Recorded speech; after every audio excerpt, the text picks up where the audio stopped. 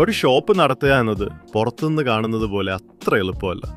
കസ്റ്റമേഴ്സിൻ്റെ പരാതികൾ, സ്റ്റോക്ക് പ്രശ്നങ്ങൾ, സാമ്പത്തികമായ ടെൻഷനുകൾ. ഇതിനിടയിൽ പലപ്പോഴും നമ്മൾ അറിയാതെ പോകുന്നത് നമ്മുടെ കൂടെ നിൽക്കുന്നവരുടെ മനസ്സാണ്. സത്യം പറയട്ടെ, ചില സമയങ്ങളിൽ ഞാനും എൻ്റെ സ്റ്റാഫുകളോട് മോശമായി പെരുമാറാറുണ്ട്. ചെറിയ തെറ്റുകൾക്ക് പോലും എല്ലാവരുടെയും മുന്നിൽ വെച്ച് കടുപ്പത്തിൽ സംസാരിക്കാറുണ്ട്. പല രാത്രികളിലും കട പൂട്ടി വീട്ടിലെത്തി കിടക്കുമ്പോൾ ഈ ദേഷ്യം എൻ്റെ മനസ്സിൽ വരും. വെറുതെ ആ പാവത്തിനോട് ചൂടാവേണ്ടിയിരുന്നില്ല എന്ന് തോന്നി വല്ലാത്ത കുറ്റബോധം അനുഭവപ്പെടാറുണ്ട്. പക്ഷെ പിറ്റേന്ന് കടയിലെ തിരക്കിൽ ഞാൻ വീണ്ടും പഴയ ആളാകും. ഈ ഒരു ലൂപ്പിൽ നിന്ന് എനിക്ക് പുറത്തു കിടക്കണം. ഈ അടുത്തിടെ കണ്ട ഒരു വീഡിയോ എന്നെ വല്ലാതെ ചിന്തിപ്പിച്ചു. എന്തുകൊണ്ടാണ് നമ്മൾ ഇങ്ങനെ പെരുമാറുന്നത്? എന്തുകൊണ്ടാണ് നമ്മൾ കാര്യങ്ങളെ പേഴ്സണലായി എടുക്കുന്നത്? ജിതിൻ കെ രാജു അദ്ദേഹത്തിൻ്റെ വീഡിയോയിൽ പറയുന്നൊരു കാര്യമുണ്ട്. നമ്മുടെ ഓരോരുത്തരുടെയും ഉള്ളിൽ ഓരോ കാലാവസ്ഥ ഉണ്ട്. രാവിലെ വീട്ടിൽ നിന്നിറങ്ങുമ്പോൾ ഉണ്ടായ ഒരു വഴക്കോ അല്ലെങ്കിൽ കടയിലെ ബിസിനസ് കുറഞ്ഞതിലുള്ള വിഷമമോ ഒക്കെ ആകാം എൻ്റെ ഉള്ളിലെ ഇടിമിന്നൽ.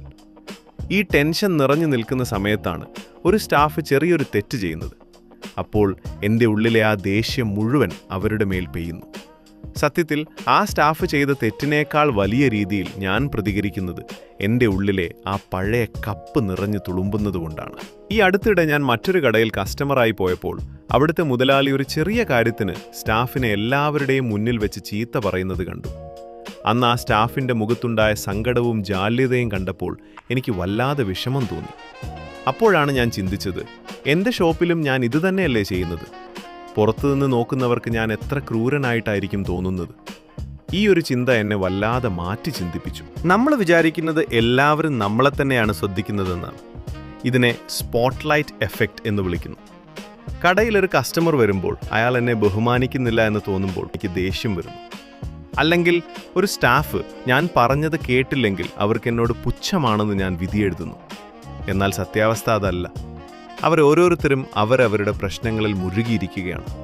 അവരവരുടെ ഇരുട്ടിൽ ടോർച്ച് തെളിച്ച് നടക്കാൻ ശ്രമിക്കുന്നവരോടാണ് ഞാൻ വെറുതെ ദേഷ്യപ്പെടുന്നത്. ഈ തിരിച്ചറിവ് എന്നെ വല്ലാതെ ചമ്മിപ്പിച്ചു. ഇനി മുതൽ എൻ്റെ ഷോപ്പിൽ ഞാൻ നടപ്പിലാക്കാൻ ആഗ്രഹിക്കുന്ന ചില മാറ്റങ്ങളുണ്ട്. അതെനിക്കും എൻ്റെ സ്റ്റാഫുകൾക്കും വേണ്ടിയുള്ളതാണ്. 1. 3 സെക്കൻഡ് ഗ്യാപ്പ്.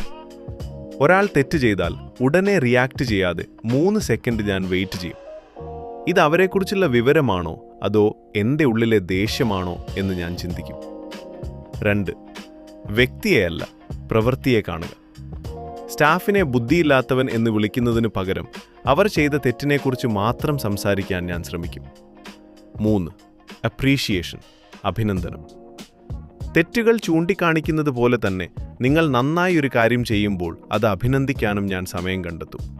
കാരണം ഒരു ചെറിയ നന്നായിട്ടുണ്ട് എന്ന വാക്ക് നൽകുന്ന ഊർജം എത്ര വലുതാണെന്ന് ഞാനിപ്പോൾ മനസ്സിലാക്കുന്നു. സന്തോഷമുള്ള ഒരു മനസ്സിൽ നിന്നേ നല്ലൊരു സർവീസ് ഉണ്ടാവുകയുള്ളൂ. നമ്മുടെയൊക്കെ ജീവിതം വളരെ നിസ്സാരമാണ്. ഈ ചെറിയ കാലയളവിൽ പരസ്പരം വേദനിപ്പിച്ചിട്ട് എന്ത് നേടാനാണ്? മറ്റുള്ളവരുടെ ദേഷ്യത്തിന് പിന്നിലെ സങ്കടം കാണാൻ നമുക്ക് പറ്റണം. എൻ്റെ ഷോപ്പ് ഒരു കുടുംബമായി മുന്നോട്ട് പോകണമെങ്കിൽ അവിടെ സന്തോഷം വേണം. ഞാനും ഒരു മല പോലെ ഉറച്ചു നിൽക്കാൻ പഠിക്കുകയാണ്. ചുറ്റും മഴ പെയ്താലും വെയിലടിച്ചാലും മാറാത്തൊരു മലയായി. ഈ മാറ്റം എൻ്റെ ജീവിതത്തിലും നിങ്ങളുടെ ജീവിതത്തിലും ഉണ്ടാകട്ടെ. വീഡിയോ ഇഷ്ടപ്പെട്ടാൽ ഷെയർ ചെയ്യുക. നമുക്ക് ഒന്നിച്ചു മാറാം.